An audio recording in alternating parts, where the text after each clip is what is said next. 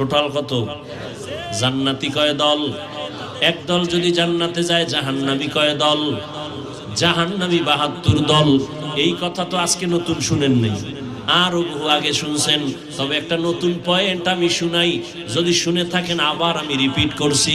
এই যে ৭২ দল জাহান্নামে যাবে, এরা কেউ হিন্দু না, বৌদ্ধ না, খ্রিস্টান না, বিধর্মী না। এই ৭২ দল জাহান্নামী সব হবে মুমিন মুসলমানের ভেতর থেকে।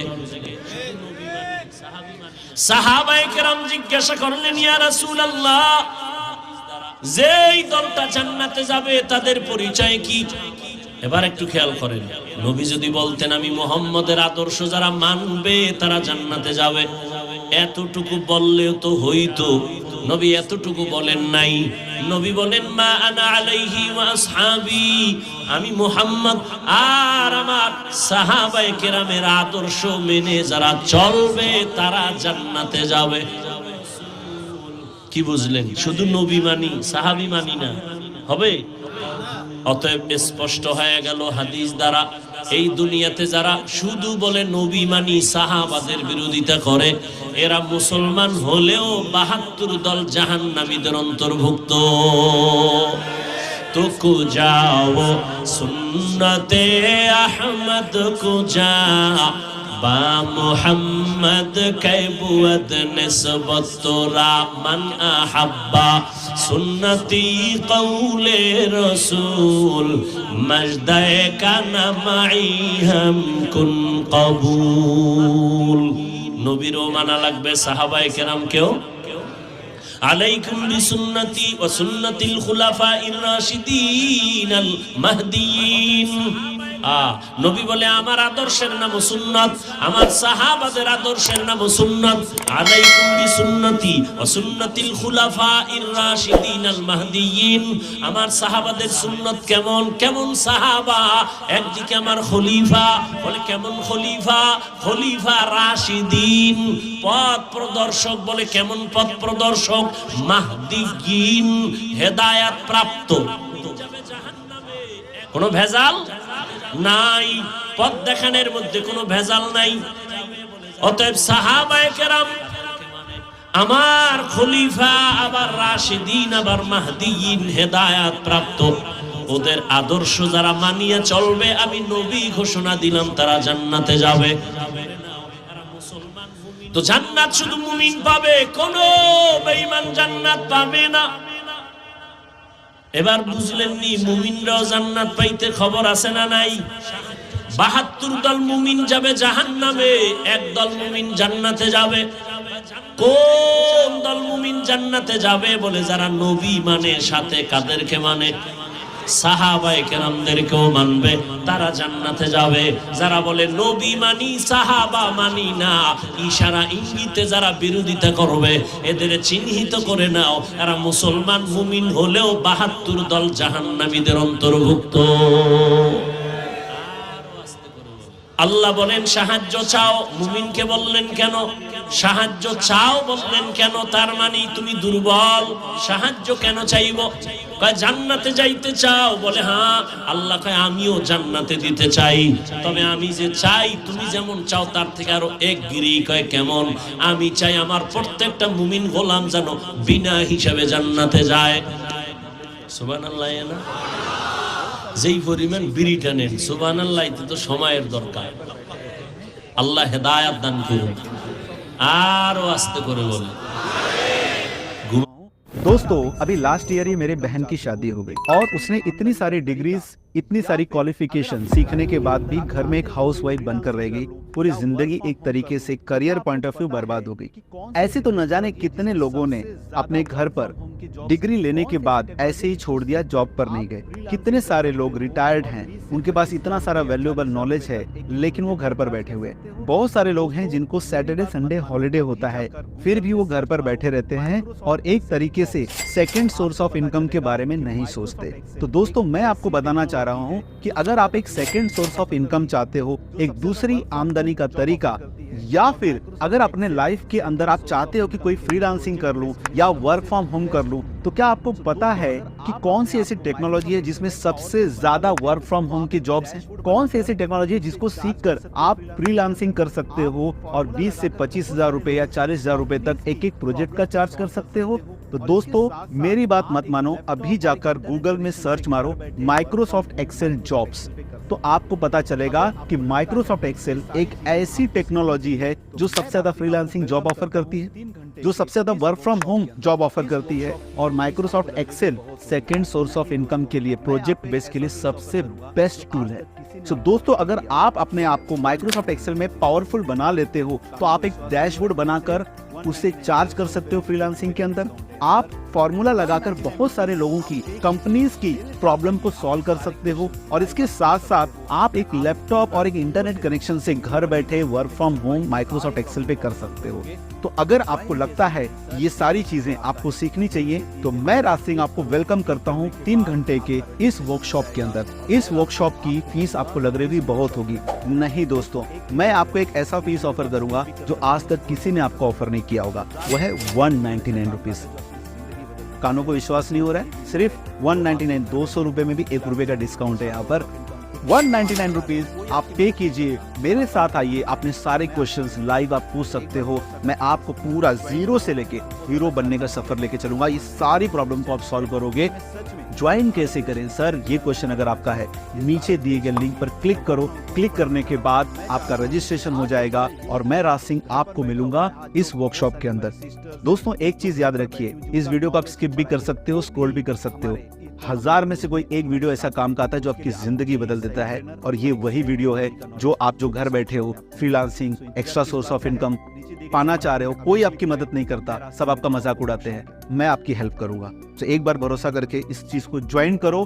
बहुत ज्यादा चार्ज नहीं किया है, सिर्फ 199 रुपीज चार्ज किया है, क्योंकि मैं सच में इस भारत देश में फ्रीलांसिंग बढ़ाना चाह रहा हूँ। इस भारत देश के लिए मैं वर्क फ्रॉम होम को बढ़ाना चाह रहा हूँ। मैं चाह रहा हूँ कि आज जो हमारा यूथ घर पर बैठा हुआ है, आज जो बहुत सारी हमारी सिस्टर्स हैं जो घर पर बैठी हुई, जिनका नॉलेज है, पढ़ाई है, वो भी हमारे इकोनॉमिक ग्रोथ में हमारे साथ हैं। उसके लिए आपको चाहिए एक सही ट्रेनर और एक सही टेक्नोलॉजी का नॉलेज, जो इस वर्कशॉप में आपको मिलेगा। सो इंतजार किस बात का है? नीचे दिए गए साइन अप बटन पे अभी क्लिक करें और मैं राज सिंह मिलता हूँ आपको वर्कशॉप के।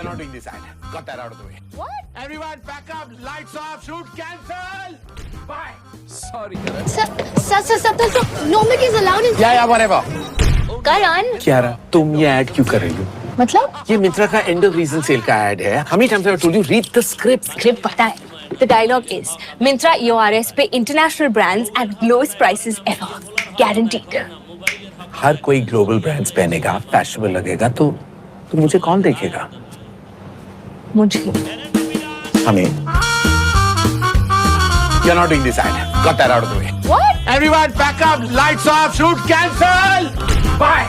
Sorry, Karan, but the biggest price crash on top brands is here. Only on the Myntra end of season sale. আসতেছে বাঙালি রাতে ঘুমায় না, মোবাইলের হক আদায় করে রাত কাটায়। বউয়ের হক আদায় করে না, মাইয়ে ভোলার হক আদায় করে না, মোবাইলের হক আদায় করে। যদি আল্লাহ উসিলায় মাফ করে, আল্লাহ হেদায়েত দান করে। এরে নবীর আশিক মুসলমানের একটা আওয়াজ ভালো করে বুঝো, এত ভয় কেন পাও? এ জমিন আমার, এ আসমান আমার, আমিও আল্লাহর গোলাম। জমিনে যতদিন থাকবো বাহাদুরের মতো আল্লাহর গোলাম হয়ে থাকবো। দুনিয়াতে গোলামি করব আল্লাহর, মাথা নত যদি করা লাগে আল্লাহর কাছে করব। কোন বেঈমান আর মুনাফিক নাস্তিকের কাছে মাথা নত করা যাবে না। ভালো করে শক্তি নিয়ে দাঁড়াও। মুসলমানের একটা আওয়াজ বেঈমানের জন্য একটা আতঙ্ক, মুসলমানের একটা আওয়াজ মুনাফিকের জন্য একটা আতঙ্ক।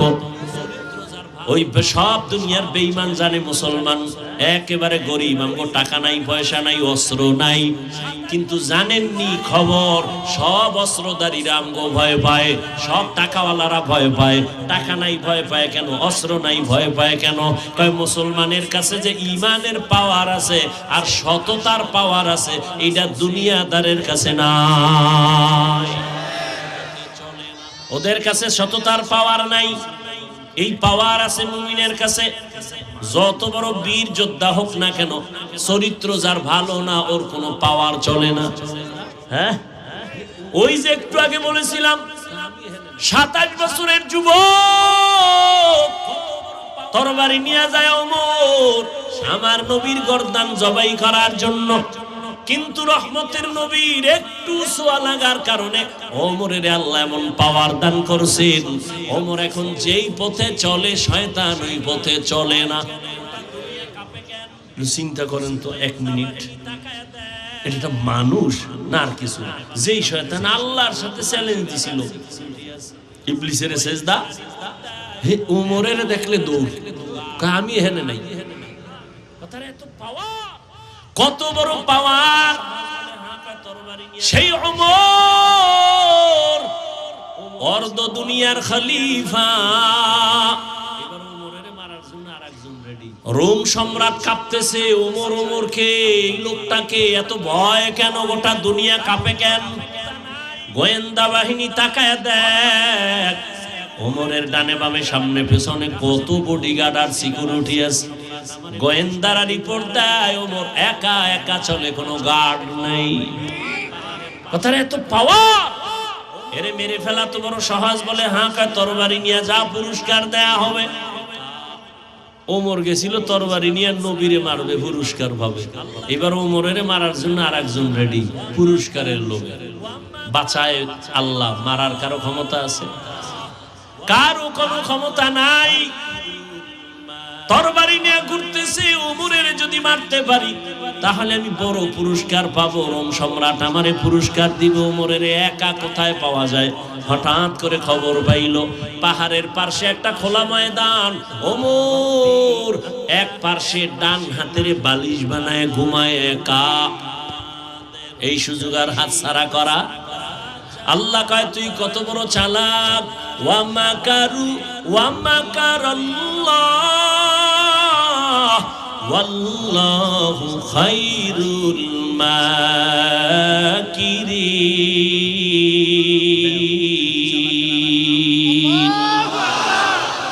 কাদের কুদরত দারি বর কামাল, আনতা রব্বি আনতা হাসবি যুল জালাল। তুহি কাদের জলিলুল্লাহ জাহাদার, বহর হালে তুহি মেরা নেগাহদার। চালাক আছে, অতি চালাক, মনে আসেনি? অতি চালাকের আর এক নাম কি? বেয়াদব। অতি চালাকের আর এক নাম এরা ওই সিফাই বইয়ে কয় হাফিজ ভাই যাই কোন ভাল লাগে, কিন্তু এই ফার্সি ভর্সি না কইলে সারে না, বুঝেনি মানুষে।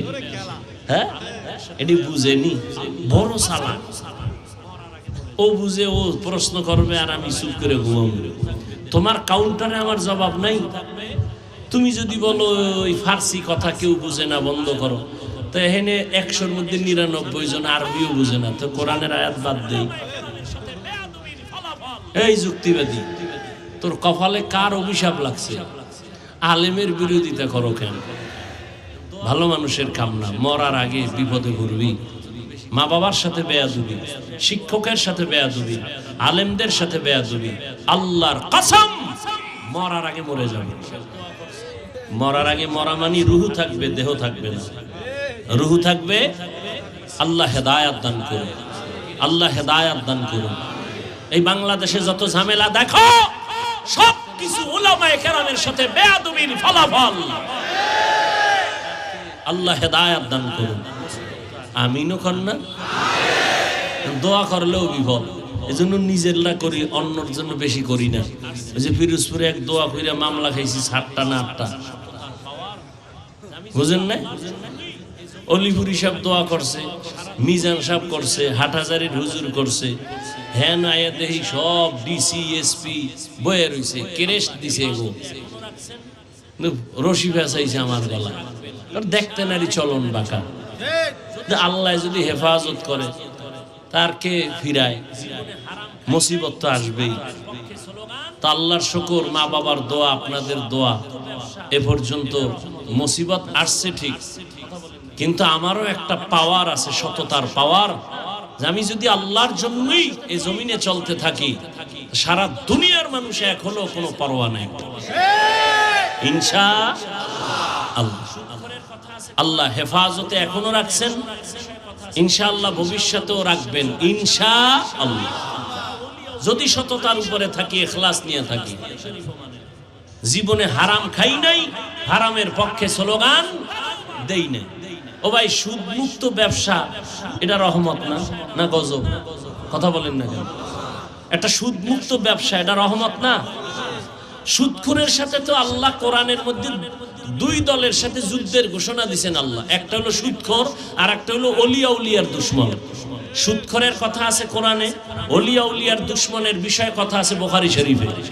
এজন্য আমি সারা বাংলাদেশে বলি, যারা ওলিয়া উলিয়া বলে মানি না, ওরা কোরআনও মানে না, বুখারী শরীফও মানে না।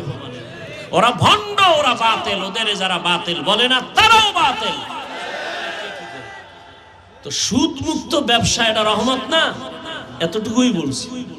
কিন্তু এরপর আবার একটা কথা মাওলায় বের করছে, আমার খেয়াল ছিল না, আল্লাহ বের করছে। কি?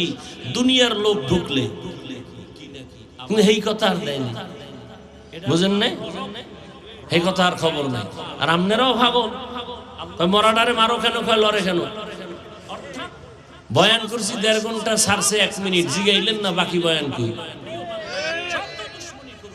যাই হোক, দরকার নাই। আল্লাহ হেফাজত করলে কে কি করে? ওমর ডান হাতের বালিশ বানায় ঘুমায়, তরবারিওয়ালা খুশি না বেজার? এই সুযোগ আর হাত ছাড়া করা। এবার সামনে আগায়, আবার দাঁড়ায়, কি নাকি আবার যায়।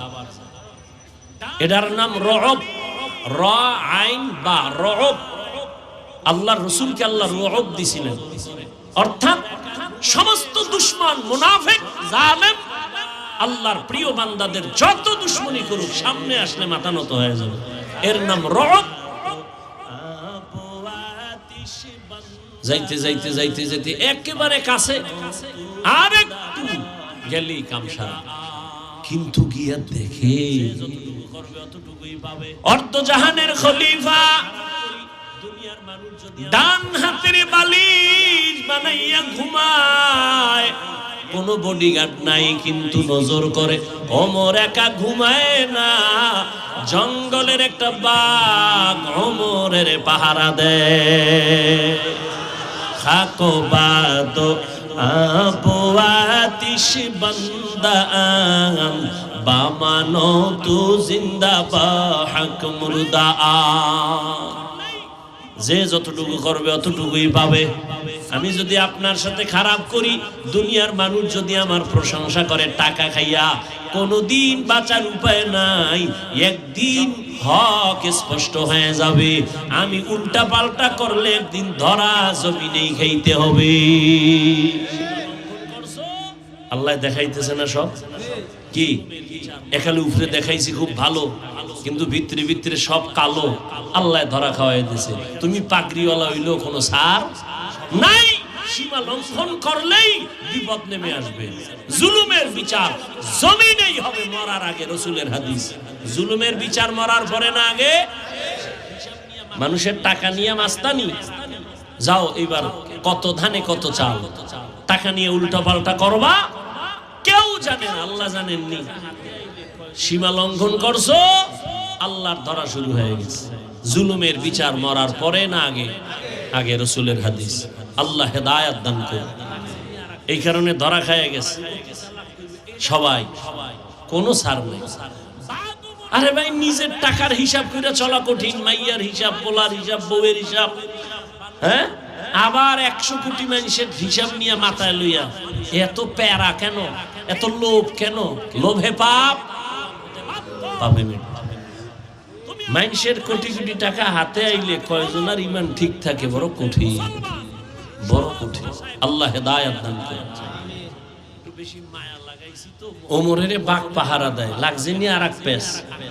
ওই অতি চালাক কইবে, এটা কেমনে সম্ভব? বাঘ ওমরকে পাহারা দেয়। এবার তোমার কাছে প্রশ্ন, বাঘ দামি না মানুষ দামি? মানুষ দামি, বাঘ মানুষের গোলাম। মানুষ কার গোলাম? ঠিক যেই মানুষ আল্লাহর গোলাম হবে, বাঘ তার গোলাম হতে বাধ্য। তুমি আল্লাহর গোলাম হতে পারো নাই। আচ্ছা আমাকে বলো, রাজাপুরের মুসলমান, সহজ ভাষায় কথা বলি, বেয়াদবি মাপ চাই। একটু বেশি মায়া লাগাইছি তো, মোহব্বতে কথা বলে ফেলি, দুই একটা যদি একটু আঁকা বাঁকা শব্দ বের হয় মাপ চাই। শুনে আল্লাহর রাস্তায় মাফ করে দিন। পাও ধরা লাগলে স্টেজের একটু এখানে থাইকেন, আমি যাওয়ার সময় পাও ধরে নিই, কোনো টেনশন নেই। আচ্ছা আমাকে বলেন তো, আমাকে দেশে গ্রাম এলাকায় গরু দিয়া চাষাবাদ করে না? সত্য কথাটা স্বীকার করেন, মানেন আর না মানেন, স্বীকার করেন, করে না? আচ্ছা একটা গরু, ও বড় বুদ্ধিমান। আচ্ছা গরুর চাষাবাদ যে করে সে বড় শিক্ষিত, একেবারে সাধারণ মানুষ না? আচ্ছা সাধারণ মানুষটা গরুরে চালায় ডাইনে বামে, কথা শুনেনি? শুনে? একটা মূর্খ বেনামাজি বেআমল গরুরে কয় দাঁড়া, দাঁড়ায় ওর ভাষায়, ঠিক নি? পুরা হাঁস ক্ষেতের ভিতরে। সন্ধ্যাবেলা মালিকে ডাক দিছে তার ভাষায়, যখন ডাক দিছে হাঁসগুলো আইসেনি কি? তা একটা মানুষের কথা যদি গরু শুনে, একটা চাষির কথা যদি গরু শুনে দাঁড়ায়, এই গরু ডাইনে যা ডাইনে, বামে যা বামে, দাঁড়া দাঁড়ায়, এটা বানায় বলতেছি। তাহলে একটা বেনামাজি বেআমলের কথা যদি গরু শুনে, একজন তাহাজ্জুদওয়ালা মুত্তাকি বান্দার কথা বাঘ শুনবে না কেন? তোমার অন্তর পচা। আল্লাহ হেদায়েত দান করুন। শুনতেছি মুরগি, শুনতেছি কি আপনি সকালবেলা মুরগিরে ডাইকেন, হারামও যাইতো। আপনার বউ যখন ডাকা লাগবে না, যখন দেখছে এই ডাকাডাকি শুরু হয়ে গেছে, খাওন দাও, তুমি ছাড়া আমগো প্রভু নাই। ইয়া আইয়ুহাল্লাযীনা আমানুস্তাঈনু বিস-সাবরি ওয়াস-সালাহ ইন্নাল্লাহা মা'আস-সাবিরিন। আল্লাহ তাআলা বলেন সাহায্য চাইও। এখন প্রশ্ন হলো সাহায্য কেন চাইবো? দ্বিতীয় প্রশ্ন, সাহায্য চাওয়ার প্রয়োজন হলে কার কাছে চাইবো? তৃতীয় প্রশ্ন, সাহায্য যদি চাওয়াই লাগে কোন সিস্টেমে চাইবো? এই তিন প্রশ্নের জবাব সহ্য হলে চলবে, না হয় মোনাজাত দিয়ে নাও। তিনটা প্রশ্নের জবাব দিতে আরো কিছু সময় লাগবে, ধৈর্য হবে তো ইনশাআল্লাহ, আল্লাহ কবুল করে। এক নাম্বার প্রশ্ন হলো সাহায্য চাইবো কেন? সাহায্য তো ওই বান্দা চায় যে একা চলতে পারে না, তাই তো? একা যে চলতে পারে না সে তো অন্যের সহযোগিতা চায়। আল্লাহ কেন বললেন মুমিন সাহায্য চাইও? এর কারণ কি? এর এক নাম্বার কারণ, আসলেই বান্দা তুমি দুর্বল, তুমি অন্যের সাহায্য ছাড়া চলতে পারবা। তার এক নাম্বার কারণ, আল্লাহ বলেন আমি তোমাকে বানানোর ক্ষেত্রে বড় দুর্বল করে বানাইছি। ওয়া খুলিকাল ইনসানু যায়ীফা। মানুষের মতো দুর্বল কোন প্রাণী আমি বানাই নাই। পিপিলিকার কাছেও দুর্বল, মশার কাছেও দুর্বল। পিপিলিকায় যদি মেজাজ গরম করে কোনো আদম সন্তান ঘুমাতে পারবে? পারবে? মশায় যদি একটু হরতালের ডাক দেয়, কোনো এসি মশারিও কাম? এসি মশারি টানাইয়া ঘুম, বাতি নিবে শুনে কানের কাছে মশার গানের আওয়াজ, ভন ভন করে গান গাইতেছে। এত সিকিউরিটি গার্ড দিলাম, এসি মশারি, এর ভিতরে মশা ঢুকলো কেমনে? বাতি জ্বালাও, বাতি জ্বালাইয়া দেখে ছিদ্র দিয়ে মশা ঢোকার কথা না। আল্লাহ কয় দেখ আমি কুদরত কেমন, এই ছোট্ট ছিদ্র দিয়ে মশা ঢুকছে। তোর মশারির ছিদ্র থেকে তোর কানের ছিদ্র কত বড়। বারবার মশায় তোর কানের সামনে গান গায়, ভিতরে ঢুকে না, ঢুকলেই তো শেষ। একটা মশা যদি ঢুকেই চান্দির গোড়ায় যায়, কইতো সরি আমি ভাবছিলাম তুমি নমরুদ। উপায় ছিল? কোন উপায় ছিল? কিন্তু আল্লাহ কয় রে গোলাম, তোর মাও ঘুমায়, ভাই সবাই ঘুম, কোনো আওয়াজ নাই। মশা তোর কানের সামনে গান গায়, ভেতরে ঢুকে না কেন জানোনি? আমি ফেরেশতা দিয়ে তোরে পাহারায় লাগায় দিছি। কাদের কুদরত দারি বার কামাল আনতা রব্বি আনতা হাসবি। এই দেখা আমিও জামিগা, আমি উডি। তোমার লাস্টিং পাওয়ার না থাকলে ভিতরে ঢুকছো কা? এই বাইরে দাঁড়ায় অনেক আল্লাহর বান্দারা বয়ান শুনতেছে না, এ জাগো ভিতরে বসার টাইম বেশি দেওয়া যায় না। এরা বাইরে দাঁড়ায় শুনবেন, ফাঁকে ফাঁকে বিড়িটাই না আবার শুনবেন, কোনো টেনশন নেই।